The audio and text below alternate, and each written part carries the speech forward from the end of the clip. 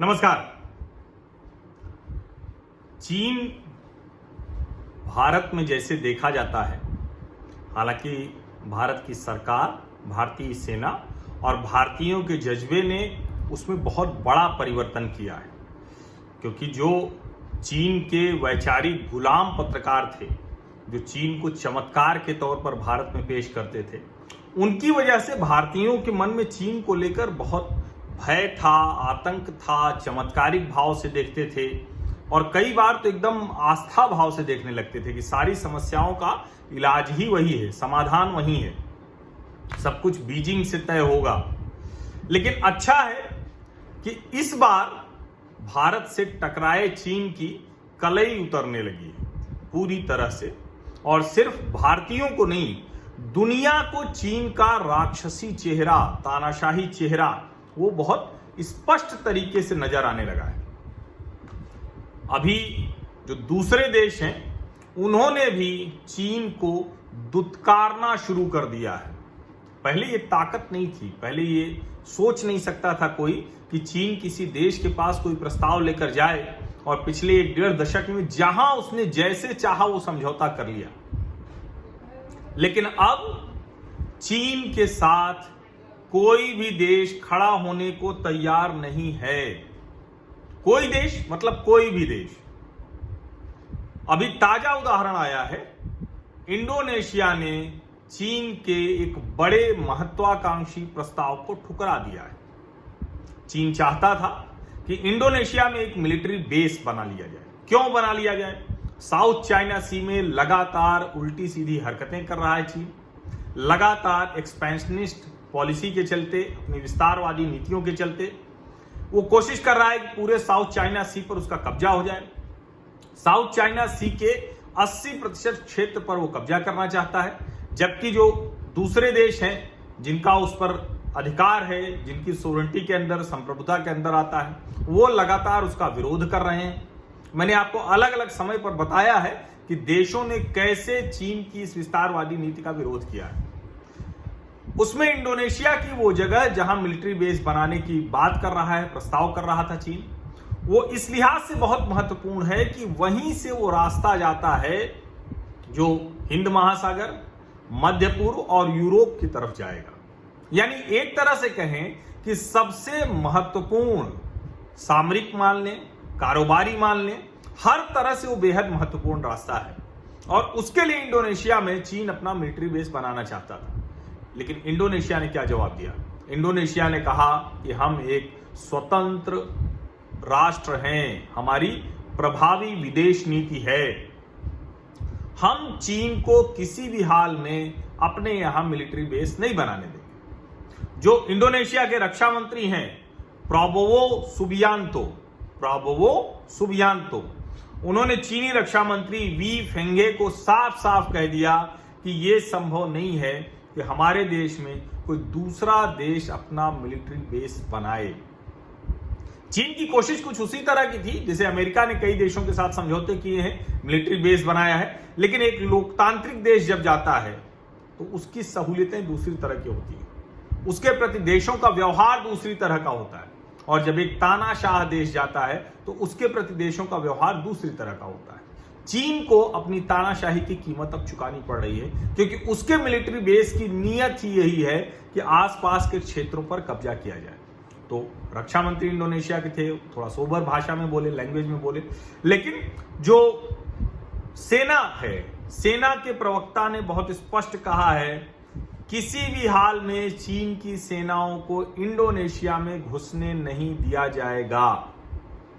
Jakarta में 8 सितंबर को Indonesia के शीर्ष अधिकारियों की बैठक में ये तय किया गया और कहा गया कि हम कोई ऐसा थोड़ी ना है कि चीन के हिसाब से पॉलिसी तय करेंगे। हमारी अपनी विदेश नीति है, हम संप्रभु राष्ट्र हैं, हमारी अपनी स्वतंत्रता है, हम उसके लिहाज से तय करेंगे। ये चीन को एक तगड़ा झटका लगा, और ये कब लगा है? जब अभी कल ही भारत और जापान के बीच एक बहुत बड़ा समझौता हुआ है। सर्विसेज, एक दूसरे की सप्लाई है उस सब का इस्तेमाल करेंगे, और साथ में मिलिट्री बेसेज का भी इस्तेमाल करेंगे भारत और जापान। बिना बड़ा इन्वेस्टमेंट किए दोनों देश चीन को चेक करने के लिए एक बहुत महत्वाकांक्षी एक कहें कि इस प्रस्ताव पर दोनों सहमत हुए और ये चीन के लिए बड़ा संकट का समय है क्योंकि धीरे धीरे चारों तरफ से गिरता जा रहा है। लेकिन इस घिरने के भी दौर में कहते हैं ना कि राक्षसी प्रवृत्ति जब जाग जाए, तानाशाही प्रवृत्ति जब जाग जाए तो फिर वो रुकती नहीं है। और हम लोग तो हिंदू धर्म को मानने वाले हैं, तो पता है कि पाप का घड़ा भरेगा तभी पापी मरेगा। पापी का खात्मा तभी होता है जब उसके पाप का घड़ा भरता है। चीन के पाप का घड़ा भरता हुआ दिख रहा है।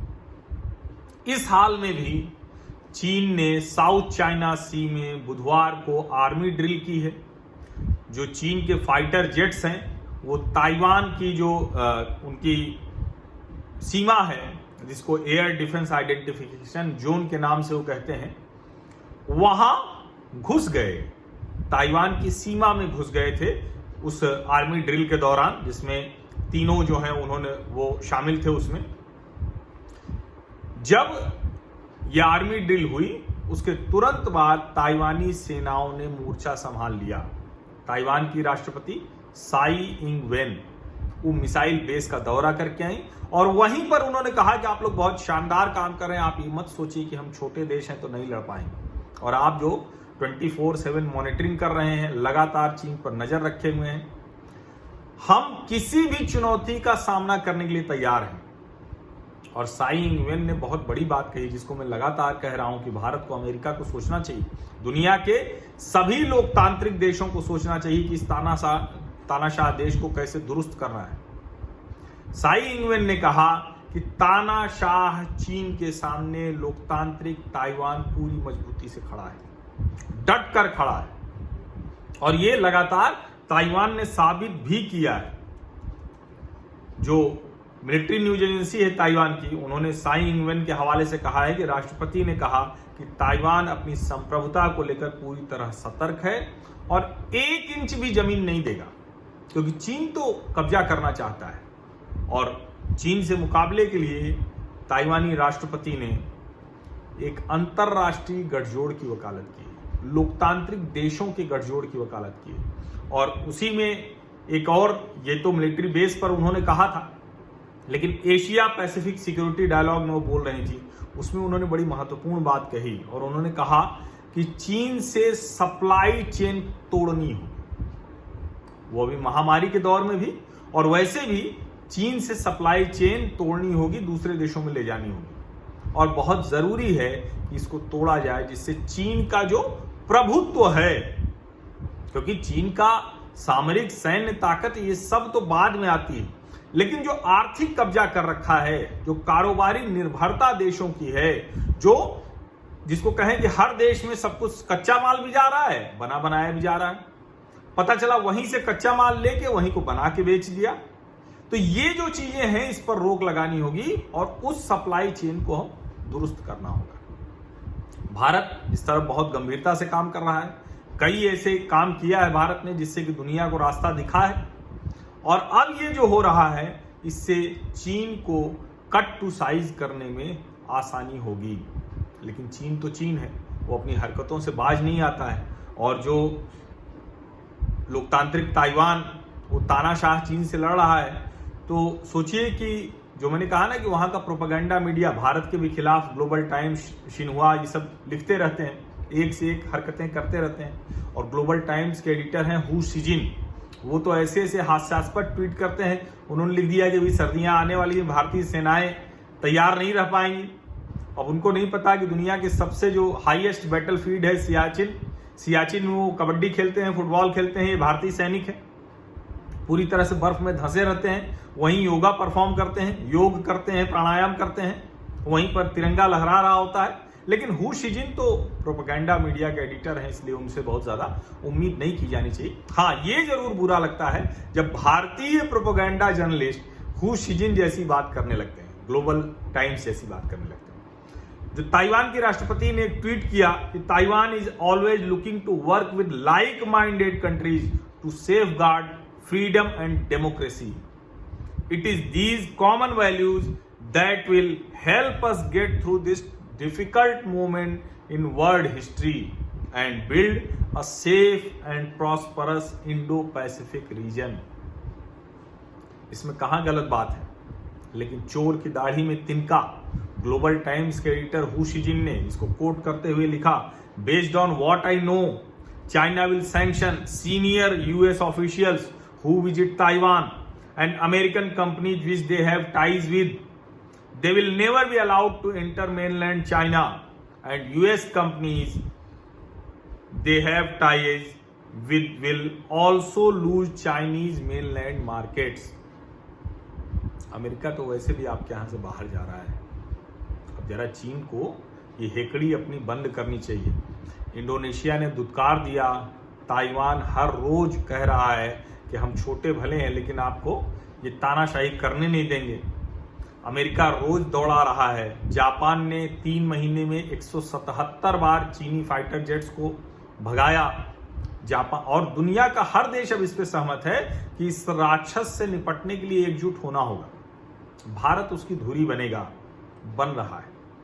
इसलिए जो ग्लोबल टाइम्स के एडिटर हू शिजिन के क्लोन हैं भारत में पत्रकार, उनकी बातों को सुनना जरा कम कर दीजिए और सुनिए तो जरा वर्ल्ड मीडिया को भी सुन लीजिए। दुनिया के अलग अलग देशों में लोग कैसे देख रहे हैं इस वक्त चीन को, वो सब भी सुन लीजिए तो आपके मन का भ्रम दूर हो जाएगा और चीन को चमत्कार के तौर पर पेश करने वालों की असलियत भी आपको पता चल जाएगी। बहुत बहुत धन्यवाद।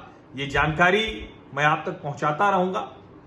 चीन और खास करके भारत के हित से जुड़ी चीन की खबर तो आपको बताऊंगा ही, जरूरी है। चीन का ओपन अप होना जरूरी है, चीन की ताकत के बारे में जानना जरूरी है, चीन ने कैसे अपने नागरिकों को बंधक बना रखा है वो जरूरी है, चीन के अगल बगल के पड़ोसी देश जो हैं वो सब कैसे उसके खिलाफ खड़े हैं वो जानना जरूरी है, और चीन कहां कहां दुत्कारा जा रहा है वो भी जानना जरूरी है। भारत के हित के लिहाज से ये खबर बहुत महत्वपूर्ण खबर है और मैं वो आपको सब बताऊंगा, लगातार बताऊंगा। ये काम मैं करता रहूंगा, इस पर आप निश्चिंत रहिए। लेकिन आपको क्या करना है, एक निवेदन कि आप सब्सक्राइब बटन जरूर दबा लीजिए, सब्सक्राइब कर लीजिए, नोटिफिकेशन वाली घंटी दबा दीजिए। इसके अलावा का बाकी काम मैं करता रहूंगा। और जो लोग स्वैच्छिक तौर पर आर्थिक सहयोग देते हैं, क्योंकि एक इंडिपेंडेंट जर्नलिज्म के लिए इस मंच को, इस माध्यम को मैंने चुना है और वो कोशिश कर रहा हूं, तो वो कोशिश मजबूती से आगे बढ़े, इसके लिए आर्थिक सहयोग की जरूरत है। आप में से बहुत लोग नियमित तौर पर आर्थिक सहयोग करते भी हैं और मैं यहाँ एक बात कहूँगा कि बार बार आप में से कई शुभचिंतक कहते हैं कि ज्वाइन बटन लगा लीजिए, लेकिन फिलहाल मैं ज्वाइन बटन नहीं लगाऊंगा। जो मंथली 100, 200, 500 रुपए देकर लोग ज्वाइन करते हैं, हाँ, आप में से जो लोग मंथली मुझे कंट्रीब्यूट करते हैं उन सबका बहुत धन्यवाद। जो सुपर चैट के जरिए करते हैं उनका भी धन्यवाद, या जो सीधे मुझे आर्थिक सहयोग करते हैं उन सबका धन्यवाद। लेकिन आप सबका सबसे बड़ा धन्यवाद ये कि इस अभियान को, इस पॉजिटिव नैरेटिव के इस मंच को आगे बढ़ाने में मेरी मदद कीजिए। सब्सक्राइब करिए, नोटिफिकेशन वाली घंटी दबा दीजिए, और आपको लगता है कि जिन लोगों को ये वीडियो भेजना चाहिए उनको ये वीडियो जरूर भेजिए। सोशल मीडिया पर साझा भी जरूर कीजिए। बहुत बहुत धन्यवाद।